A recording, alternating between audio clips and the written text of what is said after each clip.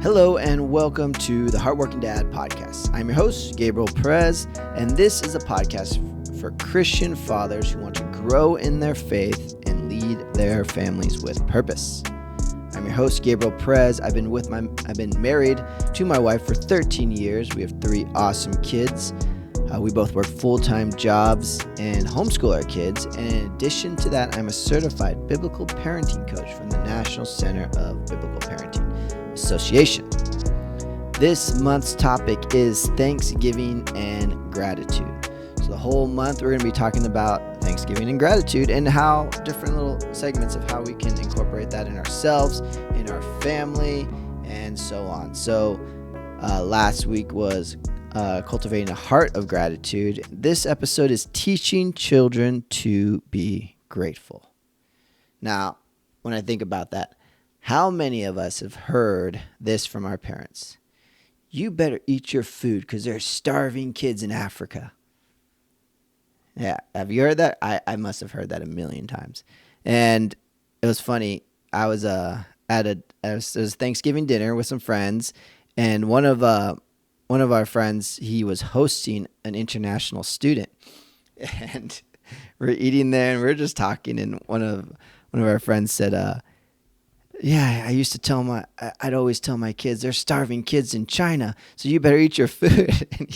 And he was from China, and he was like, whoa. Like, he had to, because he's from China. But the funny thing is that was kind of the myth for him, is because he grew up, he was pretty wealthy, so that wasn't exactly true for them, but it was just funny because we caught in the moment of saying this thing, but then you're actually saying that in front of someone who was from the third world country, and it actually wasn't true for that person. But it was just good, we all kind of laughed about it, and he laughed about it. But yeah, I've heard that a lot of times growing up. You better eat your food because and truth is there is. And guess what? I am guilty of saying that to my kids as well. Because isn't that what we do sometimes as parents? Hey, it worked for me growing up. I'm going to do it for my kids. And I don't know if it did work for me. I just ate it because I didn't want to get beating or I wanted to be done from the table. But, I don't know if it totally works for my kids. But, teaching our children to be grateful.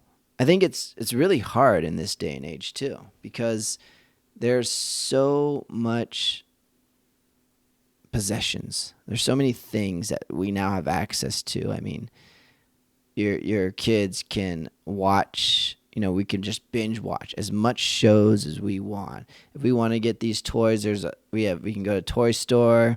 If they're not at the Toy Store, you can go to Amazon. There's so many outlets to just give kids whatever they want. Now, when we go to dinner, give them the iPad, or give them this, or we're going to go on a road trip. They get to play video games. I think I didn't get to play video games. I just had to sit there and look out the window and let my imagination grow. And a lot of these things can create an entitlement for our kids. And we have to find a way to take away the entitlement and find gratitude. So how do we do it? Because, I'm not saying that, you can't do this, you can't do. I don't want to be, we don't have to just take away from our kids and give them nothing.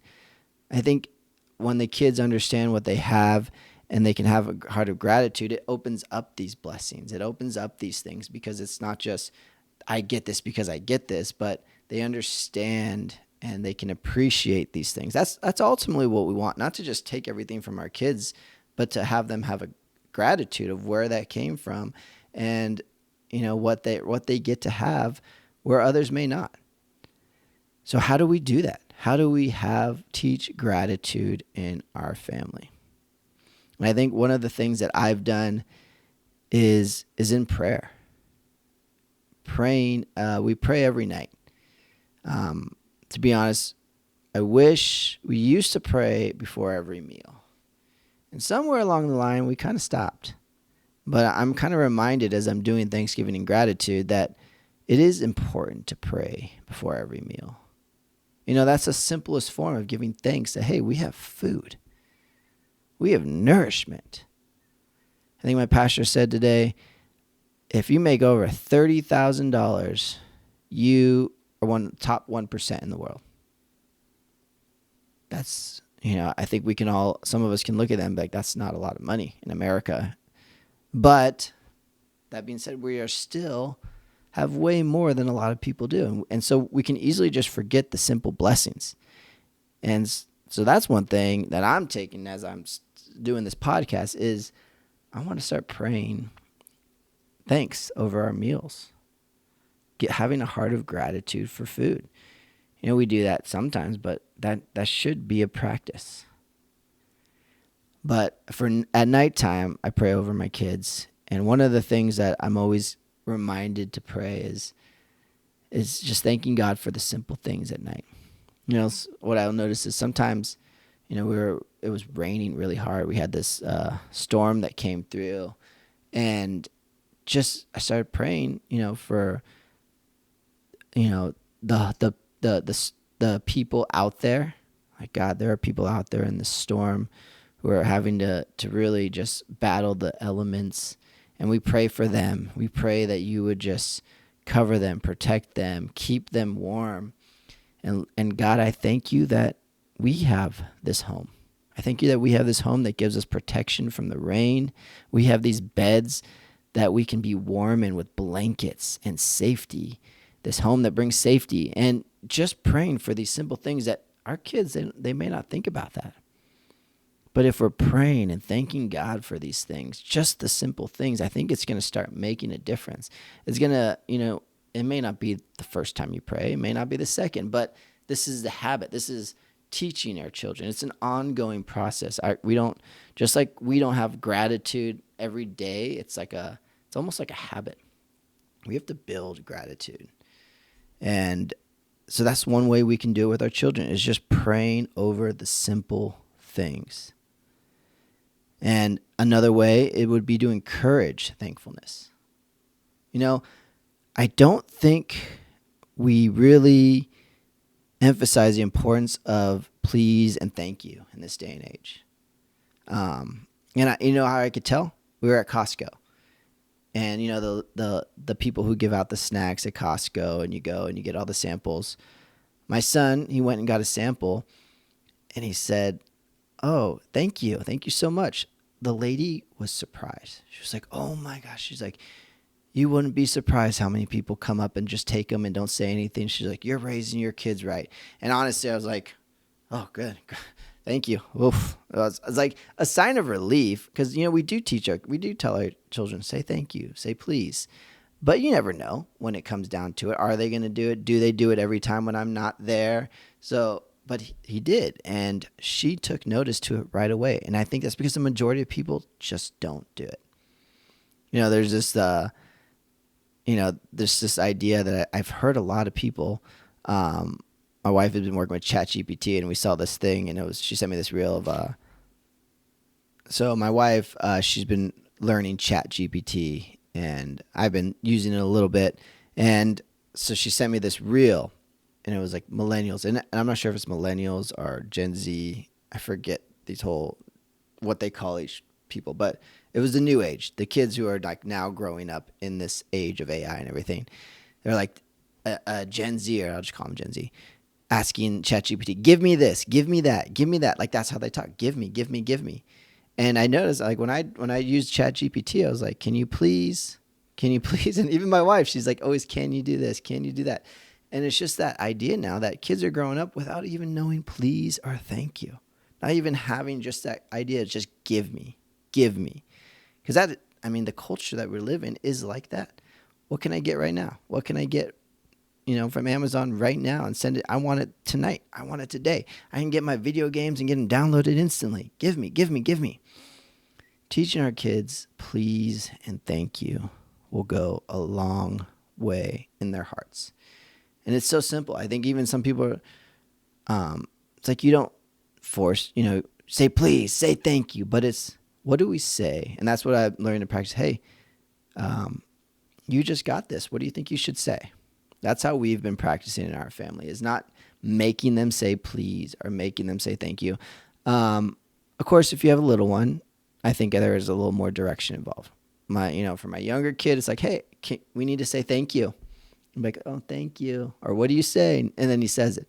But as my kids get older, I don't tell them to say thank you or please. I say, hey, what do you say? That person just gave you something. And they'll be like, thank you, please, or, whatever. So I think it's asking the question as they get older. If you have an older kid, just saying, hey, what do we say when someone gives us something? Or even just showing them, hey, that person, they just did something really nice for you. What do you think about that? And then, a couple times I've had that conversation where like, oh, I should go tell them thank you. And they do. And a lot of times they do it on their own. But I'm grateful that we've kind of instilled that in our kids. Because it's just, to me, it seems so basic. But in the world around us, it actually may not be basic.